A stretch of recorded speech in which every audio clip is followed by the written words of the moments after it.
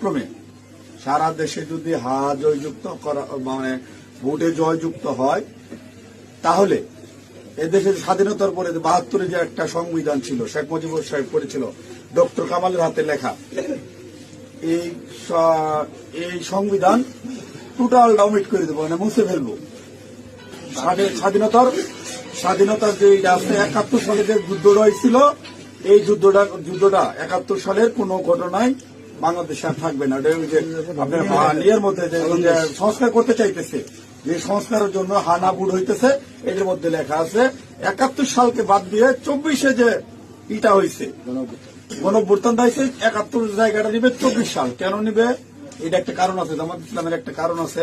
জামাত ইসলাম ৭১ সালে দেশের স্বাধীনতা চায় না, এদেশে বাংলাদেশের স্বাধীন হোক, বাংলাদেশ স্বাধীন হোক, জামাত ইসলাম কিন্তু এটা চাই নাই।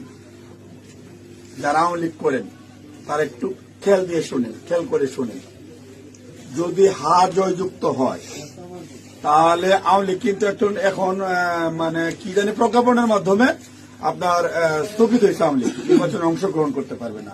যদি জয়যুক্ত হয় তাহলে আওয়ামী লীগ একবারে আর কোনো মিটিং টিটিং হবে না, মিটিং টিটিং সংসদে কোথাও উঠবে না।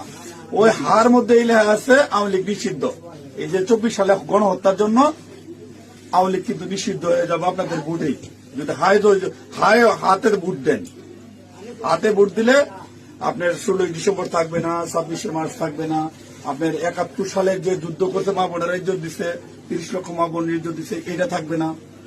অর্থাৎ আপনারা যারা আওয়ামী লীগ করেন দয়া করে আপনারা না ভোটের জন্য হলো আওয়ামী লীগের তো আমরা আসলে বিএনপি হইতেছে উদারপন্থী রাজনৈতিক দল, আমরা বিএনপি চাচ্ছি সকল দল মিলে একটা দেশে নির্বাচন হোক, সকল এবার না হোক, সামনে যেন সকল দল একটা নির্বাচন অংশগ্রহণ, ৫ বছর পরে যেন সকল দল নির্বাচনে অংশগ্রহণ করতে পারে। আপনারা আপনাদের যারা আওয়ামী লীগ করেন আপনাদের দল রক্ষা করার জন্য আপনাদের কেন্দ্রে যাইতে হবে, ঠিক আছে?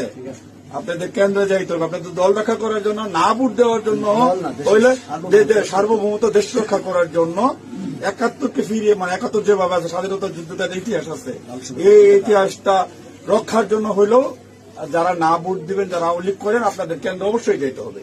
কেন্দ্রে যদি আপনারা আপনাদের দলকে রক্ষা করতে যান, যেহেতু এবার আপনাদের নাই কোন নমিনেশনের, আওয়ামী লীগের কোন প্রার্থী নাই, দয়া করে সেক্ষেত্রে আপনাদের কাছে আমাদের অনুরোধ, যারা আওয়ামী লীগ করেন, বিএনপির তো আপনারা ভোট আমাদের দিবেনই, ঠিক আছে? যারা বিএনপি করেন ওরা তো আমাদের ভোট দিবেনই। না ভোট দেওয়ার জন্য যারা কেন্দ্রে যাবেন আপনাদেরকে যেতেই হবে, আপনাদের অস্তিত্ব রক্ষার জন্য, আওয়ামী লীগ রক্ষার জন্য হলেও আপনাদের কেন্দ্রে যেতে হবে।